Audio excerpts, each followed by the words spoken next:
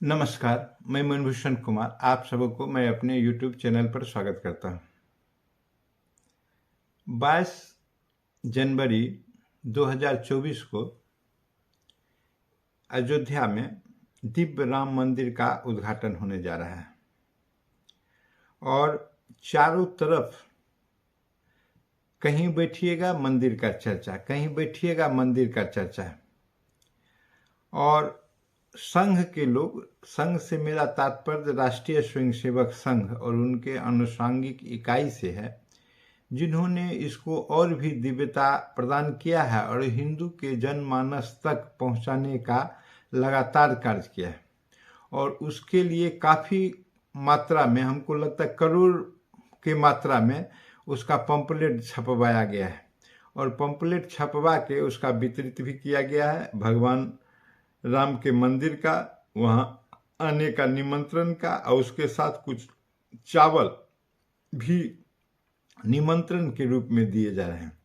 लेकिन वहाँ एक विषय है जिससे थोड़ी असहजता बनती है।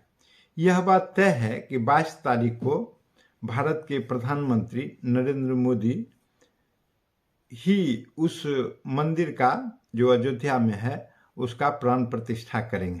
अब 2-3 बिंदु है।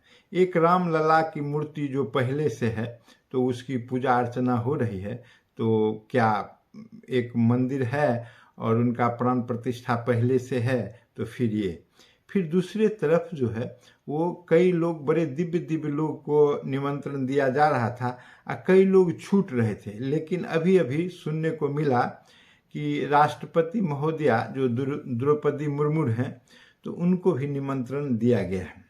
सभी लोग चिंतित थे कि वो आदिवासी समाज से आते हैं और इसकी चर्चा पूर्व में भी हुआ था कि जब लोकसभा का जो भवन बना था तो उसके उद्घाटन में इनको नहीं बुलाया गया था। तो इससे भी भारत के लोग काफ़ी दुखी थे और कई लोग चर्चा में यह भी कह देते थे कि चूंकि दलित राष्ट्रपति थे कोविंद जी, रामनाथ कोविंद जी, तो उनको नींव के समय भी नहीं बुलाया गया, और आदिवासी राष्ट्रपति हैं द्रौपदी मुर्मू, तो उनके उद्घाटन के समय में भी नहीं बुलाया गया।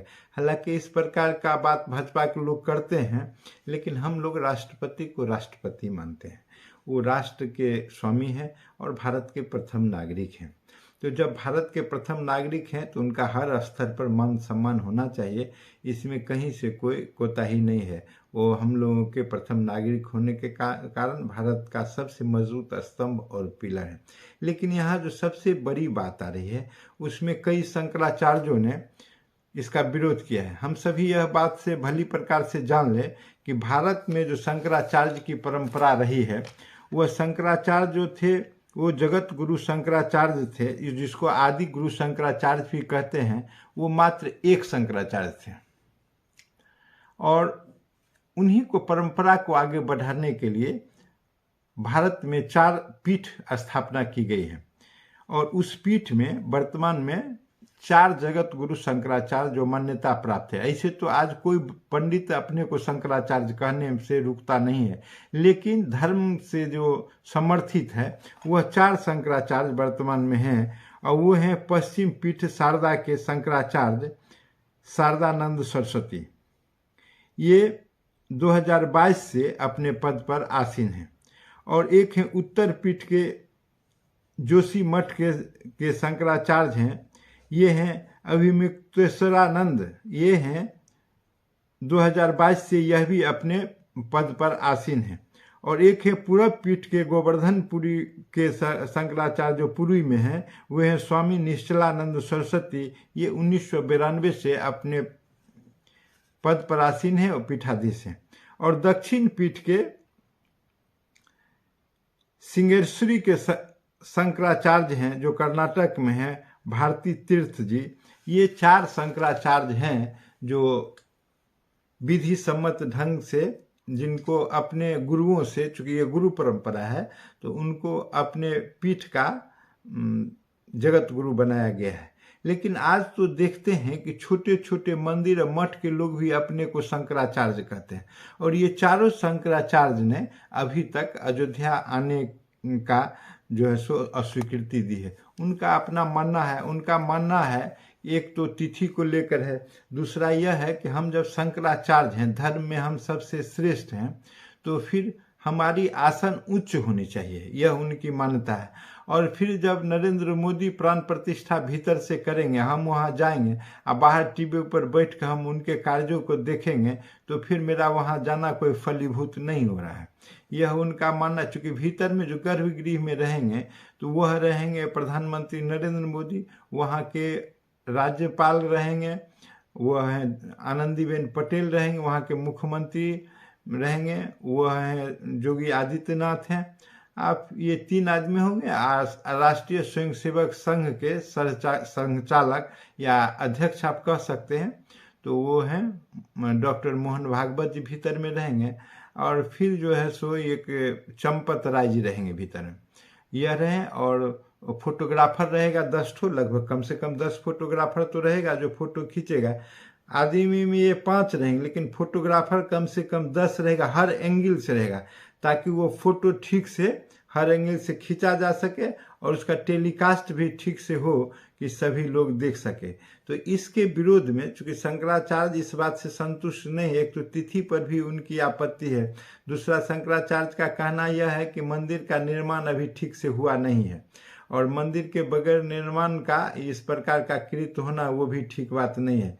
लेकिन है क्या कि 2024 की लोकसभा का चुनाव है, तो आज यह आप देख सकते हैं कि ये धर्म का कार्य जो धर्मनिष्ठ लोग हैं, शंकराचार्य जैसे जगत गुरु वगैरह, इनके हाथ से छीना जा चुका है, और यह जो है सो राजनीतिज्ञों के हाथ में चला गया है। और वही पूरे भारत में इसका प्रचार प्रसार, जैसे पहले धर्म के लोग, धर्माचार्य लोग धर्म का प्रचार प्रसार करते हैं, लेकिन पता नहीं धर्माचार्यों को क्या हो गया है, या राजनीतिक ज़्यादा उत्सुक हो गए हैं, यह तो जनता तय करे कि क्या होना है।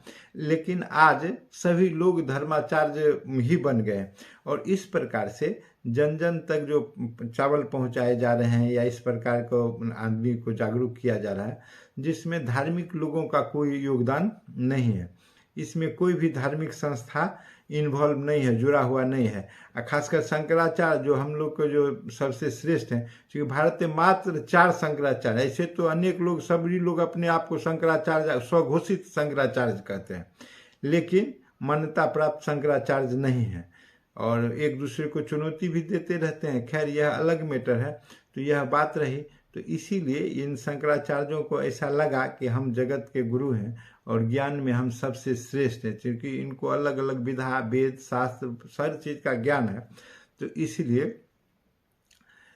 इसलिए ये अपने को वहाँ से आने से रोकते हैं। लेकिन कई लोग जो अपने को भाजपा से जोड़ के देखते हैं, कई लोग को भाजपा ने पद्मश्री दे दिया है, अपने को धर्माचार्य कहते हैं, तो भाजपा को वोट देना है, ये है। वास्तव में ये सब ठीक नहीं है। देखिए कि एक जो थे उन पर केस हो गया, क्या कह दिया दलित समाज को, हमारे भाई को, हमारे समाज के एक अंग को, तो उन पर, उस पर SC ST केस भी हो गया। तो ऐसे ऐसे बात जो धर्मनिष्ठ व्यक्ति करते हैं, अपने को धर्मात्मा कहते हैं, ये कहीं से मेल नहीं खाता है।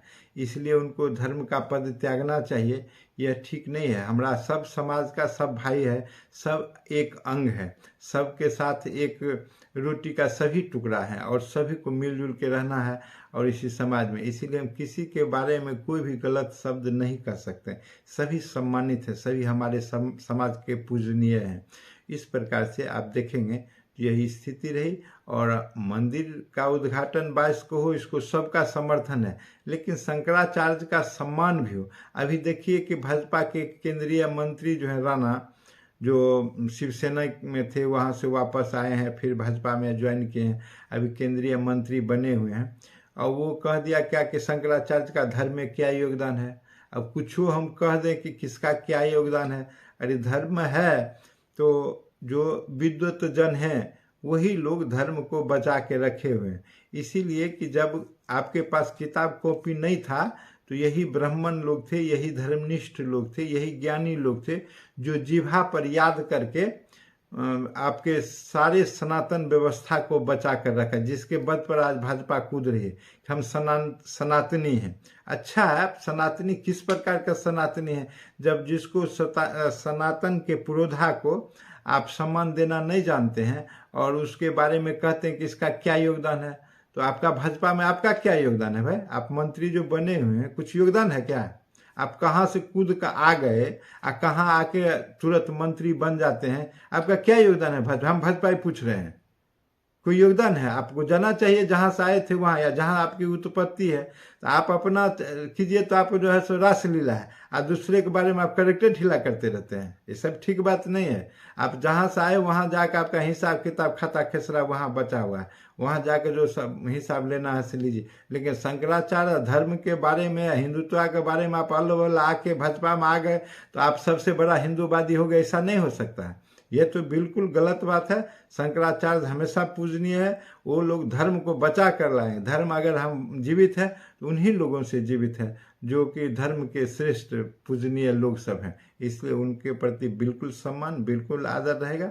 इस प्रकार से अगर यह वीडियो आपको पसंद आया हो तो इसे सब्सक्राइब करें और बेल आइकन दबाने का काम करें।